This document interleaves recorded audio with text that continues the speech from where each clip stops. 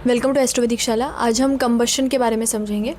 तो किस तरीके से कंबशन देखा जाता है, कौन से प्लैनेट्स जब कंबस्ट होते हैं तो उसका क्या रिज़ल्ट होता है, एंड किस तरीके से देखते हैं कि हर कंबशन आपको नेगेटिव रिज़ल्ट लेके आता है या हर कंबशन पॉजिटिव होता है, ऐसा नहीं होता। एंड इवन उसके बाद जो रेमेडीज़ आप परफॉर्म कर सकते हो उस वजह से कि कौन सा प्लैनेट आपका कंबस्ट हो रहा है, उसको लेके कौन से रेमेडीज़ आपको करनी चाहिए, वो भी हम समझेंगे। एंड होता क्या है कंबशन, ये भी समझने की कोशिश करेंगे। जो सबसे पहले जो हम कंबशन से जब हम समझते हैं तो एक कहानी आती है शिव पुराण में भी, जहाँ पर शिवजी जो है वो कामदेव को भस्म करते हैं।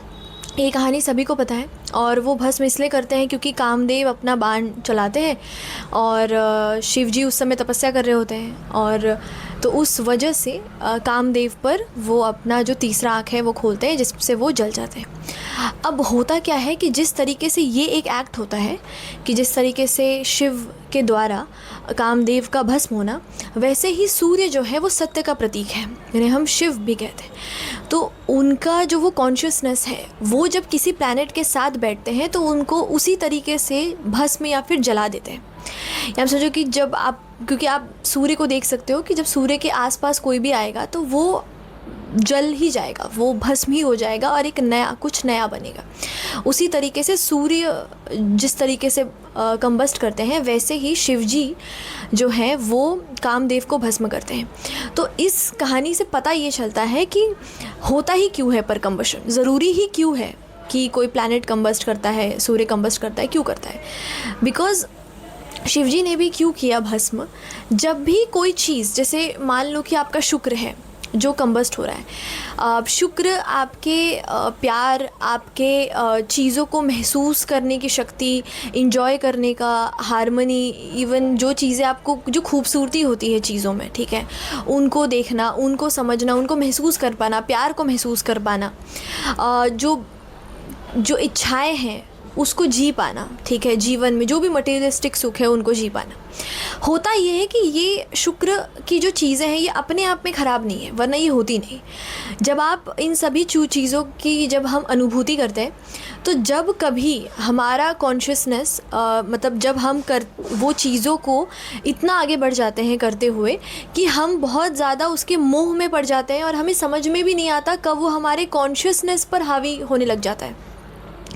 यानी आप किसी चीज़ से इतना ज़्यादा मोह हो गए, किसी चीज़ से इतना ज़्यादा अटैच हो गए, जैसे आपको मान लो कोई भी चीज़ बहुत अच्छी लगती है पर आप इतना अटैच हो गए कि आप अपने कॉन्शियसनेस को ही भूल बैठे कि कुछ और चीज़ भी दुनिया में एग्जिस्ट करता है, कुछ डिवाइन टाइमिंग नाम का चीज़ होता है, कुछ अलग चीज़ें होती हैं दुनिया में, बट आप एक चीज़ में वहाँ पर आप पूरी तरीके से अटैच्ड हो गए। उसी तरीके से जब भी कोई प्लैनेट से जुड़ा हुआ जो तत्व होता है या इंसान के अंदर जो फीलिंग्स होती हैं, उस पर जब भी वो बहुत ज़्यादा अटैच्ड या मोह से ग्रसित हो जाता है और सिर्फ उसी के बारे में सोचने लग जाता है, और जैसे कि कुछ और चीज़ है ही नहीं उसके, और वो कॉन्शियसनेस पर भी उसके हावी होने लग जाता है, तो फिर उसे इस जन्म में वो प्लैनेट कंबस्ट होके मिलता है।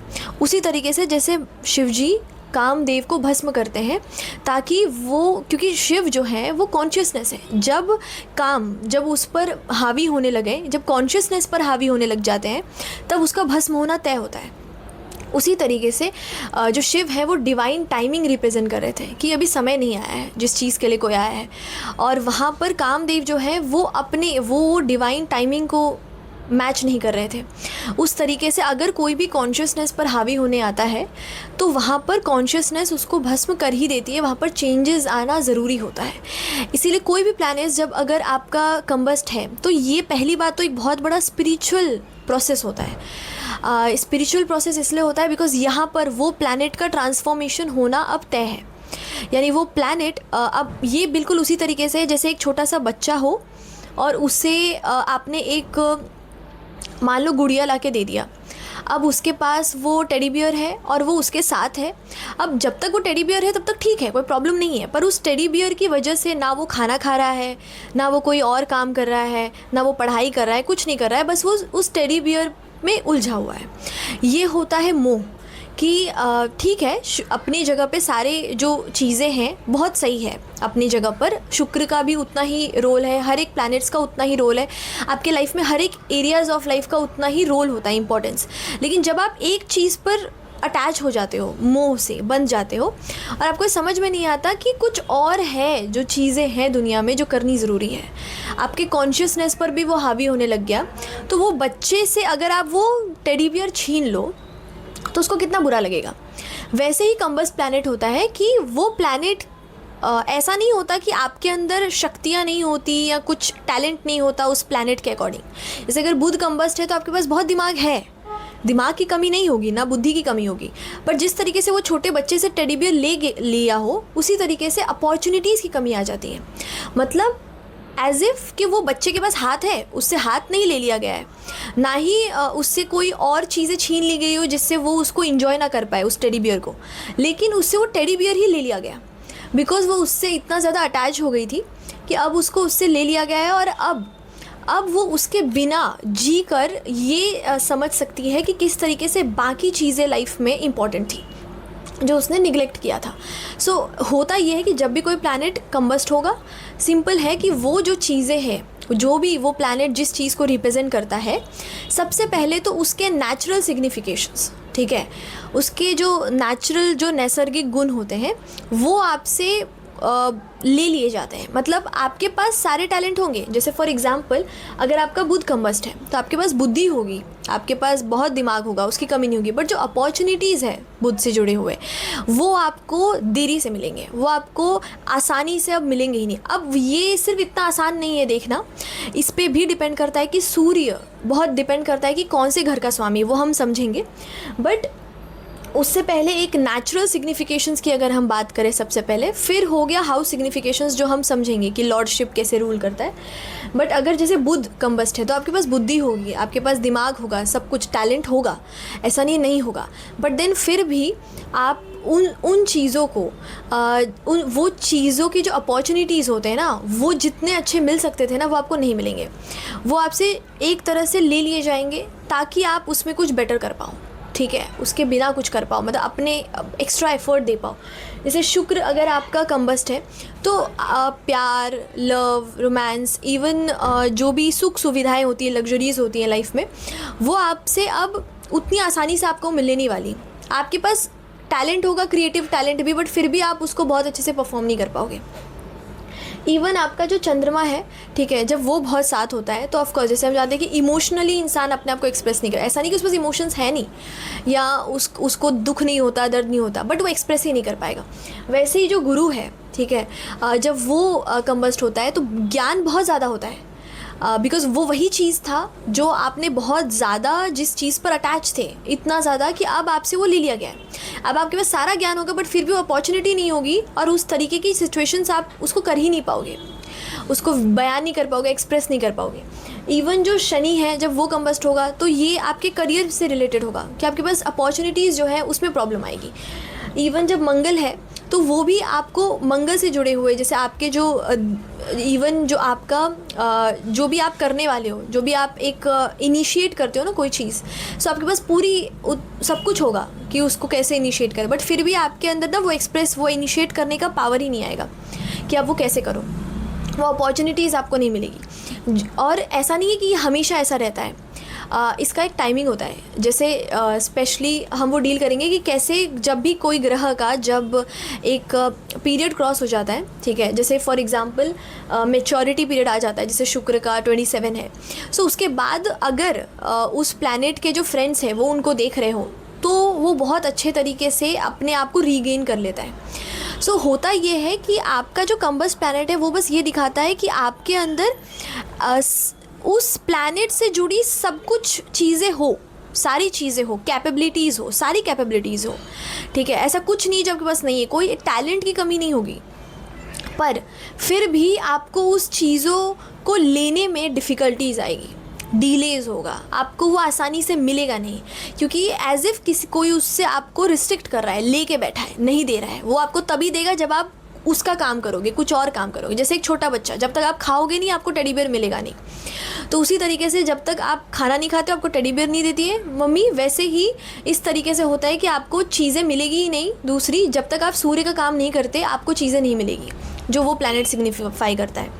तो यहाँ पे अगर जैसे एग्जाम्पल की बात होती है तो यहाँ पर होता ही है कि सबसे पहले सूर्य जो है अब इसको अगर इस तरीके से, ये तो एक हुआ कि स्पिरिचुअली या फिलोसॉफिकली जैसे हम समझते हैं। दूसरा जब हम प्रेडिक्टिव एस्ट्रोलॉजी में देखते हैं ना, तो सूर्य जिस भी घर के स्वामी होंगे, ठीक है, होता यह है कि आपका जो भी प्लैनेट कंबस्ट होगा, मान लो कि आपका शुक्र जो है वो कंबस्ट है, ठीक है। अब शुक्र अगर कंबस्ट है तो वो जिस घर का स्वामी होगा, ठीक है, तो उस घर का जिस भी घर का शुक्र स्वामी होगा उस घर के जितने भी सिग्निफिकेशंस है वो सब यूज़ होंगे, कहाँ पर जाएंगे, सूर्य को जाएंगे। यानी वो सारे सिग्निफिकेशन सूर्य देव को जाएंगे ताकि सूर्य देव अपना काम कर पाए। ये उसी तरीके से है जैसे आप समझो कि सूर्य देव को एक सेकंड के लिए आप अपनी माँ समझो और आप शुक्र को समझो कि आपके पास एक डॉल है। अब आपकी माँ बोल रही है कि आप ये जो डॉल है ये मेरे पास रहेगा तब तक मैं नहीं दूंगी जब तक तुम ये खाना नहीं खाते हो। मतलब ये एक तरह से सूर्य का ऑर्डर होता है, ठीक है। और बिकॉज सूर्य की बात, अब सूर्य का ऑर्डर होता है कि आप जितना भी, जब तक आप ये काम नहीं करोगे, मेरा काम नहीं करोगे जो मैं कह रहा हूँ, तब तक आपको वो चीज़ मिलेगी नहीं, ठीक है, वो मैं नहीं दूंगा। ठीक उसी तरीके से जैसे माँ बोलती है बच्चे को। अब होता क्या है कि अगर सूर्य जो है एक आपके लिए या तो योग कारक प्लैनेट हो अगर आपके चार्ट में, या फिर जैसे अगर वो आपके किसी अच्छे घर को रूल करते हो, ठीक है, जैसे फॉर एग्जांपल अगर 5th हाउस को रूल कर रहे हो, ठीक है, उसके स्वामी हो सूर्य, 5th हाउस को रूल कर रहे हो, 9th हाउस को रूल कर रहे हो, ठीक है, या फिर आपके 10th हाउस को रूल कर रहे हो, इवन 11th हाउस को रूल कर रहे हो, वो डिपेंड करता है कि कौन से सिग्निफिकेशंस के हैं, ठीक है।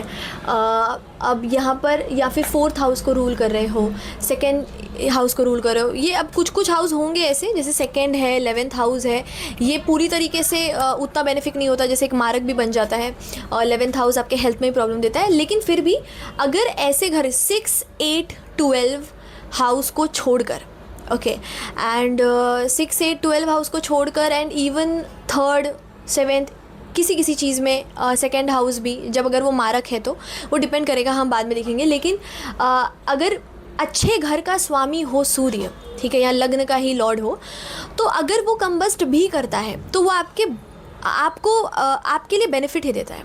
यानी आपको उसकी कुछ अच्छी चीज़ें ही फील होगी, आपको लगेगा कि आपका लाइफ एक अच्छे मोड पर जा रहा है। बट अगर 6, 8, 12 स्पेसिफिकली इन घर का अगर सूर्य हो, फिर वो कंबस्ट कर दे किसी प्लैनेट को, तब ये बहुत डिफ़िकल्ट होता है। तब आपको ऐसा लगता है कि कोई बहुत बड़ा प्रॉब्लम जो है वो मतलब आपसे छीन लिया गया है और आपको ऐसा काम करना पड़ रहा है जो आपको पसंद ही नहीं है, जो आप करते हुए भी आपको मज़ा नहीं आ रहा है। जैसे कभी कभी क्या होता है कि मान लो आप इसको ऐसे समझो कि आपकी माता ने आपसे जो है वो डॉल छीना, पर आपको जो खाना दिया वो आपको बहुत पसंद आया और आप उसको खा के एंजॉय कर रहे हो, आपको जो दूसरी चीज़ मिली आपको बहुत मज़ा आ रहा है। ये एक चीज़ है। अब मान लो कि मम्मी ने कुछ ऐसा खाना बनाया जो अच्छा नहीं है, आपको मज़ा नहीं आ रहा है उसको खाने में, तो अब आप कैसे खाओगे उसको?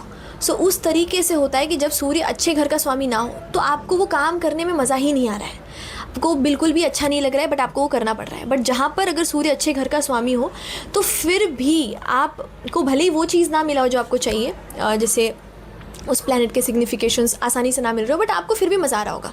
मतलब फिर भी आपको चीज़ें जो हैं जो जिस तरीके से अलाइन होगी वो आपके अच्छे के लिए है, आपको मज़ा आ रहा है उस चीज़ में। तो होता क्या है कि अब यहाँ पर एग्ज़ाम्पल है, 3 चार्ट्स के एग्ज़ाम्पल है, इससे काफ़ी हद तक जो डाउट्स भी है वो क्लियर हो सकते हैं। जैसे यहाँ पर जो ये आपका कैप्रिकॉर्न जो है उसका लग्न है, ठीक है। अब यहाँ पर आप देखोगे तो जो सूर्य बनते हैं वो अष्टम 8th हाउस के स्वामी बन रहे हैं, ठीक है, 8th के लॉर्ड बन रहे हैं। अब 8th के लॉर्ड सूर्य बनते हैं, तो यानी इससे इतना तो पता चलता है कि अब सूर्य जब जिसको भी कंबस्ट करेंगे वहाँ पर अप्स एंड डाउन्स प्रॉब्लम्स तो आनी है, ठीक है, क्योंकि 8th हाउस जो होगा आपका वो 6th से 3rd होता है। यानी जो आपके प्रारब्ध कर्म होते हैं, जो भी कर्जे आप लेके आते हो पास्ट लाइफ में, उसको कंप्लीट करने में 8th हाउस मदद करता है। अब अगर आपके डेट को कंप्लीट करने में मदद कर रहा है, मतलब आपको ऑफ कोर्स लाइफ में ऐसे ट्रांसफॉर्मेशन झेलने पड़ेंगे जहाँ पे आपको लोगों को दे ही रहे हो ज़्यादा, ठीक है, तो थोड़े अप्स एंड डाउन ज़्यादा होते हैं वहाँ पर। तो अब 8th का लॉर्ड सूर्य बना है, अब वो कंबस्ट किसको कर रहा है, वो कंबस्ट बुध को वहाँ पर कर रहा है। यहाँ पर मंगल को कंबस्ट कर रहा है। तो सूर्य जो है मंगल को कंबस्ट कर रहे हैं, और मंगल जो है यहाँ पर 11वें और 4th हाउस के लॉर्ड है, यानी 4th और 11th हाउस के लॉर्ड है, और 12वें घर में कंबस्ट कर रहे हैं। सो यानी आपका जो 11th हाउस है, जो जिससे आपकी आय देखी जाती है, इनकम देखी जाती है, और 4th हाउस जो आपका घर, फैमिली, आपके सुख सुविधा का होता है, यहाँ पर उसको सूर्य कंबस्ट कर रहे हैं। सो इनके लाइफ में ना होता ये है कि इनको पहली बात तो फैमिली में, मतलब जहाँ पर ये रहती भी थी, तो वहाँ पर बहुत ज़्यादा प्रॉब्लम था घर को लेके। घर अच्छा नहीं होना, चीज़ें नहीं होनी, सुख सुविधा नहीं होना, पहला चीज़। दूसरा जो इनकम लेवल था वो भी नहीं था अच्छा, ठीक है, बिल्कुल उसमें भी प्रॉब्लम थी। अब यहाँ पर एक चीज़ ये तो समझ में आ गया कि ऐसा होता है, बिकॉज 8th का लॉर्ड है तो वहाँ पर बैठा है। बट देयर इज़ एक और चीज़ जहाँ पर हम ये देख सकते हैं कि 11th हाउस जो है वहाँ से 5th हाउस, मतलब ये जो बनता है 8th हाउस, ये आपका 10th बनता है, ठीक है, मतलब 11वें घर से अगर आप अष्टम देखोगे तो 10th हाउस अवे है। सो यानी 11वां घर मतलब आपके इनकम के लिए मतलब जो भी इनकम ही नहीं, जैसे आपकी जो फुलफिलमेंट है, जो भी आपकी इच्छाएं हैं, वो 11वां घर है जो आपकी पूर्ति होती है इच्छाओं की। सो अष्टम 10th हाउस पड़ता है उससे, यानी आप जो भी कर्म है ना, जो करने ज़रूरी होते हैं आपकी इच्छाओं को पूरा करने के लिए, वो 8th हाउस है। यानी आपके कोई भी इच्छा है, आप उसको पूरा करना चाहते हो, तो उसके लिए जितनी भी मेहनत आपको करनी पड़ेगी ना, वो सब 8th हाउस है। जब 8th हाउस 11th हाउस को कंबस्ट कर दे, यानी आपको एक्स्ट्रा एफर्ट, मेहनत ही मेहनत करनी पड़ेगी बहुत ज़्यादा, ताकि आप अपनी इच्छाओं को पूरा कर पाओ। तो वही इनके साथ हुआ कि ये ऐसा नहीं था कि इनकी इच्छाएं जो है वो पूरी नहीं हुई, बट वो बहुत मेहनत करने के बाद हुई, ठीक है। क्यों? क्योंकि सूर्य जो है जहाँ लियो साइन पड़ रहा है, वो यहाँ 11वें घर से दशम है, इसीलिए। उसी तरीके से जो 4th का हाउस है, ठीक है, 4th लॉर्ड, वहाँ से अगर आप देखोगे तो जो 8th है वो 5th मतलब अब उससे 4th हाउस से 5th पड़ता है। तो ऐसा नहीं कि इनको घर नहीं हुआ, बट वो भी इनको बहुत मेहनत के बाद हुआ। यानी एक और चीज़ इससे पता चलता है कि सूर्य जहाँ, मतलब जो लियो साइन है, ठीक है, वो मतलब जिसको भी सूर्य कंबस्ट कर रहा है, वो घर और जो लियो साइन है वो कितने दूर बैठा है, मतलब वो बेसिकली आपस में कौन सा कनेक्शन बना रहा है, उससे भी पता चलेगा कि वो क्या प्रॉब्लम दे सकता है और ठीक कर भी सकता है कि नहीं फ्यूचर में कभी।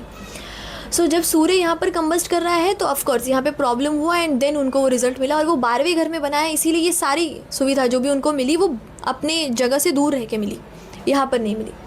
अब एक और चीज़ है यहाँ पर कि मंगल जहाँ बैठा है ना, वो गुरु के साइन में बैठा है, और गुरु की दृष्टि पड़ती है मंगल पर, और वहाँ पर सूर्य के साथ है जो उसका मित्र ही है, जो कंबस्ट भी कर रहा है। सो इसीलिए ये लास्ट में चीज़ें जो हुई उनके साथ अच्छी हुई। उसी तरीके से, क्योंकि होता ये है कि अगर कंबस्ट प्लैनेट के साथ कोई मित्र ग्रह हो, या जो जहाँ बैठा हो वो उसका मित्र का राशि हो, तो भी उसको बहुत हेल्प मिलता है। इवन यहाँ पर अगर आप देखोगे तो ये जो चार्ट है, यहाँ पर ये सैजिटेरियस राइजिंग है, ठीक है, लग्न। अब यहाँ पर जो आपका लियो साइन है वो 9th हाउस में पड़ता है, तो सूर्य इसके स्वामी हो गए, और सूर्य यहाँ पर 5th हाउस में बैठे हुए हैं। अब यहाँ पर जो सूर्य है वो शुभ करने वाले हैं, बेनिफिक है, फंक्शनली बेनिफिक है ये सैजिटेरियस राइजिंग के लिए। तो यहाँ पर सूर्य ने कंबस्ट किया बुध को, ठीक है, जो कि सप्तम 7th हाउस के लॉर्ड बनते हैं और 10th हाउस के लॉर्ड बनते हैं। अब यहाँ पर जब ये 7th के लॉर्ड बन रहे हैं और 10th के, तो दोनों में क्योंकि ये कंबशन हुआ है यहाँ पर, तो अब आपको थोड़ा एक अलग सी चीज़ मिलेगा कि यहाँ पर मैरिज में इनका डिले ज़रूर हुआ, ठीक है, समय लगा टू फाइंड, मतलब एक अच्छा पार्टनर ढूंढने के लिए टाइम लगा। और जो भी चीज़ें, क्योंकि ये 9th के लॉर्ड थे सूर्य, तो एक होता है ना कि धर्म को ध्यान में रखते हुए, या जो एक रीति रिवाज है उसको ध्यान में रखते हुए मैरिज को बहुत अच्छे से करना पड़ा। और ये इंसान बहुत ज़्यादा धार्मिक भी बन गए इवन आफ्टर मैरिज। बहुत ज़्यादा। तो ये इससे क्या पता चलता है कि क्योंकि बुध जो है, ठीक है, उसका पूरा जो सिग्निफिकेशन है हाउस का वो जा रहा है 9th हाउस के लिए कि ठीक है मैं आपका काम कर रहा हूँ, तो वो उनका काम कर रहे हैं 9th हाउस का, तो ये ब्लेसिंग जो है उसको बढ़ा रहा है और सूर्य यहाँ पर उच्च के हो रहे हैं। तो यहाँ पर हुआ ये कि मैरिज इनका बहुत अच्छा चल रहा है, मैरिज में कोई प्रॉब्लम नहीं है। क्यों? क्योंकि यहाँ से अगर आप देखोगे तो 7th से जो 9th हाउस बनता है वो 3rd हाउस अवे बनता है, ठीक है, 3rd हाउस, यानी एफर्ट डालना पड़ा बट देन अच्छा है। बट यहाँ पर जो 10th हाउस है, 10th से जो यहाँ पर 9th हाउस पड़ रहा है वो 12वां पड़ता है, 12th हाउस। तो हुआ ये कि इनका जो करियर है, ठीक है, वो बहुत अच्छा नहीं गया क्योंकि यहाँ पर 10 से ज़्यादा 9th हाउस पे ज़्यादा इफ़ेक्ट गया। तो बहुत ज़्यादा नॉलेज में और पढ़ाई में ये चार्ट अच्छा दिखा था। इनकी पढ़ाई और चीज़ें इन्होंने की, सब कुछ किया, इवन नॉलेज भी इनको बहुत है।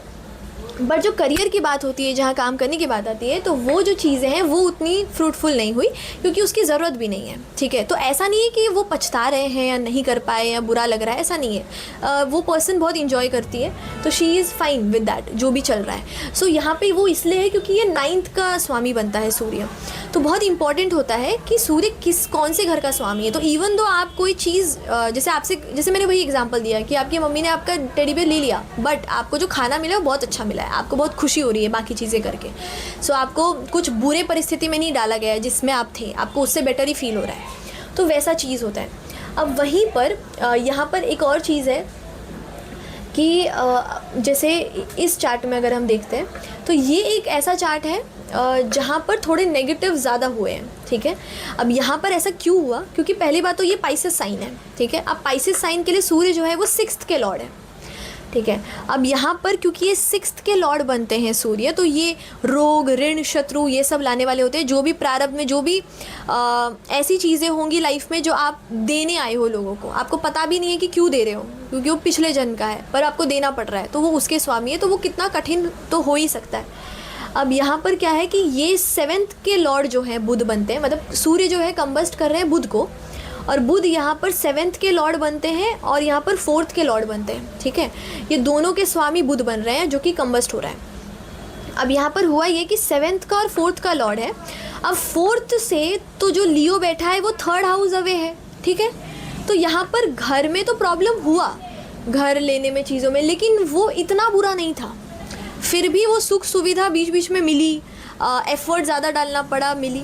बट यहाँ पर जो 7th का लॉर्ड, 7th हाउस जो है वहाँ से 12वां बनता है लियो साइन। तो इसका जो स्वामी है सूर्य जब कंबस्ट कर रहा है 7th हाउस को, तो यहाँ पर सबसे बड़ा लॉस मैरिज का हुआ। और उसमें ये हुआ कि इनका जो मैरिज था वहाँ पर एज इफ़ वो ऐसे इंसान के साथ रह रही थी जो सिर्फ लेने आया हो, ठीक है, सिर्फ प्रॉब्लम्स ही देने आया हो, सिर्फ वहाँ पर सिर्फ डेट ही हुआ है इनको, और वो भी 12वें घर में, मतलब अपनी जगह से दूर जाके, और लॉस ही हुआ है। ये सारी चीज़ें ये यहाँ पर दिखाता है क्योंकि ये यहाँ पर विपरीत राजयोग भी बनता है, ठीक है। लेकिन ये विपरीत राजयोग क्योंकि 7th के साथ बना तो ये प्रॉब्लम है। अगर यहाँ पर बुध नहीं होता 12वें में तो ये बहुत अच्छा था, बट देन क्योंकि यहाँ पर बुध भी 7 में है, ठीक है, तो यहाँ पर वो उतना अच्छा रिजल्ट विपरीत राजयोग का भी नहीं मिलता है। लेकिन हाँ, एक चीज़ है कि यहाँ पर क्योंकि सूर्य एग्जैक्ट यहाँ पर देखते हैं तो एट द एंड वही सूर्य देव भी वही काम करेंगे कि जो प्रॉब्लम्स है देकर फिर उसी प्रॉब्लम्स को निकाल देने का। लेकिन जो भी, अगर हम जैसे अभी हम कंबशन की बात कर रहे हैं, तो यहाँ पर सबसे एक चीज़ है जो सबसे इम्पॉर्टेंट है देखना कि यहाँ पर क्योंकि 12वां घर था, लियो पड़ रहा था वर्गो से जो 7th हाउस के हैं, तो जब उसको कंबस्ट किया तो यहाँ पर उससे जुड़ा हुआ लॉस दिया, ठीक है, वहाँ पर प्रॉब्लम ज़्यादा हुई। और ऊपर से इस लग्न के लिए भी सूर्य 6ठे का स्वामी होता है, तो वो ज़्यादा प्रॉब्लमैटिक सिचुएशन यहाँ पर बनाता है जब सूर्य किसी को कंबस्ट करेगा।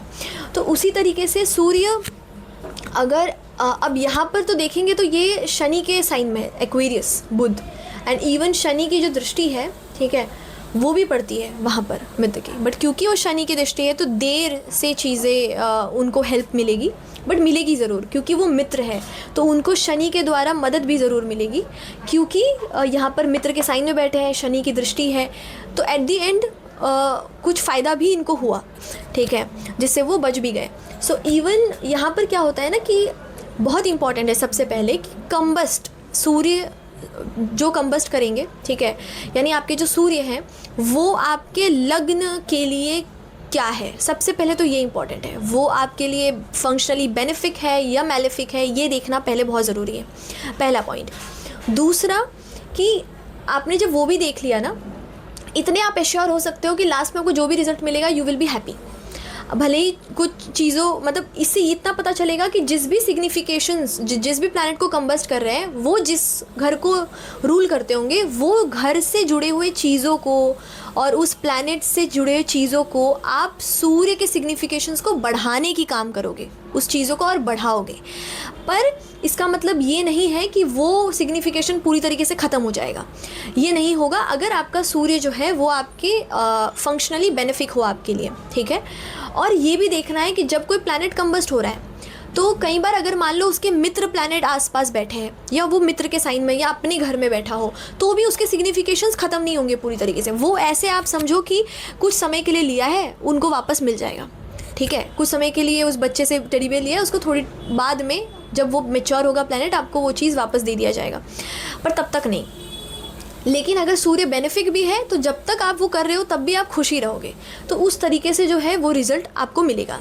थर्ड पॉइंट ये होता है कि अब यहाँ पर अगर फंक्शनली मैलेफिक हो सूर्य, तब यहाँ पर होता है कि आपके सिचुएशंस जब आपसे कोई चीज़ ले ली जाती है और उससे ऐसे सिचुएशन में भेज दिए जाते हैं जो आपको मज़ा नहीं आ रहा है, तो वो वहाँ पर प्रॉब्लम देता है। पर वहाँ पर भी अगर वो कंबस्ट प्लैनेट स्ट्रॉन्ग है, यानी वो अपने घर के हो या एग्जॉल्टेड हो या उसके साथ मित्र भी बैठे हो, तब ये दिखाता है कि उस सिचुएशन से भी आपको बाहर निकलने का रास्ता मिलेगा, बट बहुत कठिनाई से, ठीक है।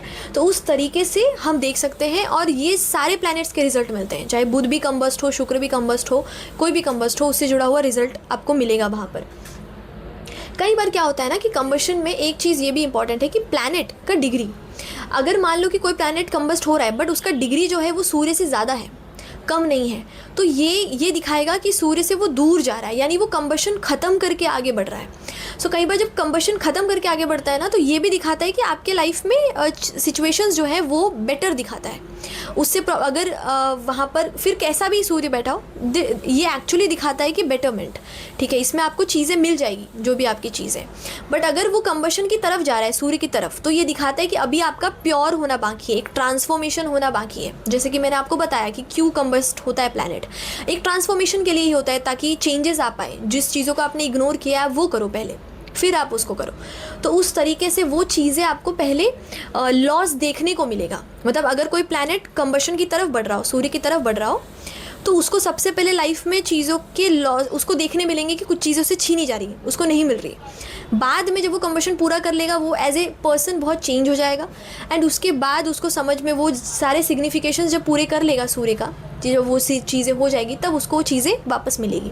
और अगर उसके मित्र प्लैनेट हो और वो ओन साइन में हो तो उस चीज़ को भी वो इंजॉय करेगा और उस सिग्निफिकेशन जो प्लैनेट कंबस्ट हो रहा है उस सिग्निफिकेशंस को भी कुछ हद तक इंजॉय कर पाएगा, अगर वो अपने एग्जॉल्टेड स्टेट में या अपने ओन हाउस में बैठा हो, अब उसके फ्रेंड्स देख रहे हो। तो अब होता क्या है कि ये तो एक चीज़ है कि कंबस्ट हो रहा है तो ये चीज़ें आ रही है, यहाँ पर कुछ भी ऐसा नहीं है जो आप इसको कर नहीं सकते ख़त्म, या मतलब उसको कन्वर्ट नहीं कर सकते, क्योंकि यहाँ पे प्रॉब्लम बस यही है कि आपने उस चीज़ को बहुत ज़्यादा अटैच कर लिया था खुद को उस चीज़ से, अब इसीलिए आपसे वो चीज़ छीनी गई ताकि आप कहीं और ध्यान दे पाओ।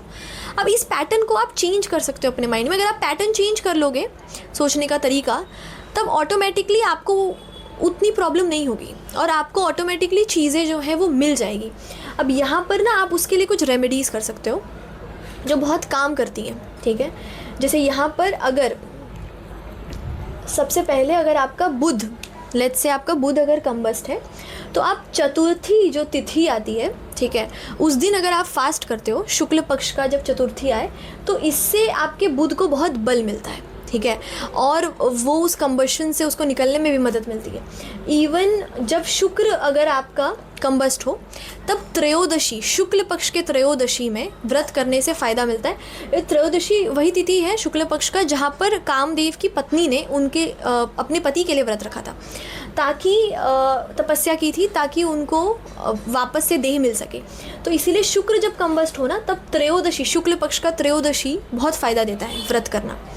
और जब चंद्रमा हो आपका, अब चंद्रमा मतलब जब अगर आपका जन्म जो है वो अमावस्या में हो गया हो, तब उस समय आप अमावस्या के दिन व्रत रखा करें तो बहुत फ़ायदा होगा।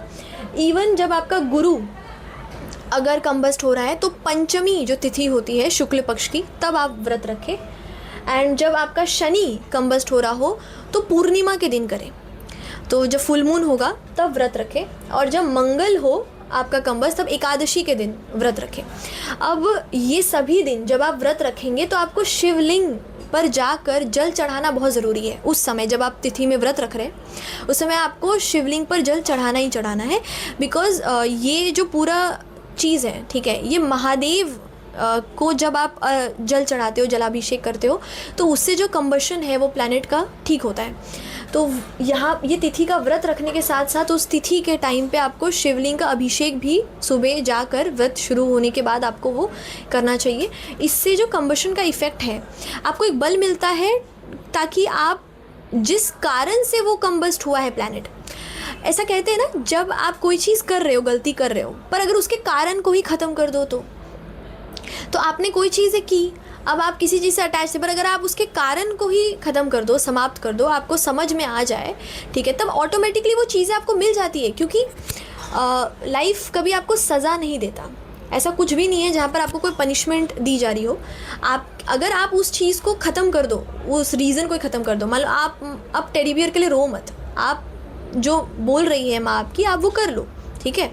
और फिर जब आप अपनी योग्यता सिद्ध करते हो, उस चीज़ के लिए करते हो, ठीक है, आपको वो टेडी बियर भी मिल जाएगा। क्योंकि अब वो आप अटैच होके नहीं करोगे, आप अब उस टेडी बियर को वैसा नहीं देखोगे जैसे आप देखते थे।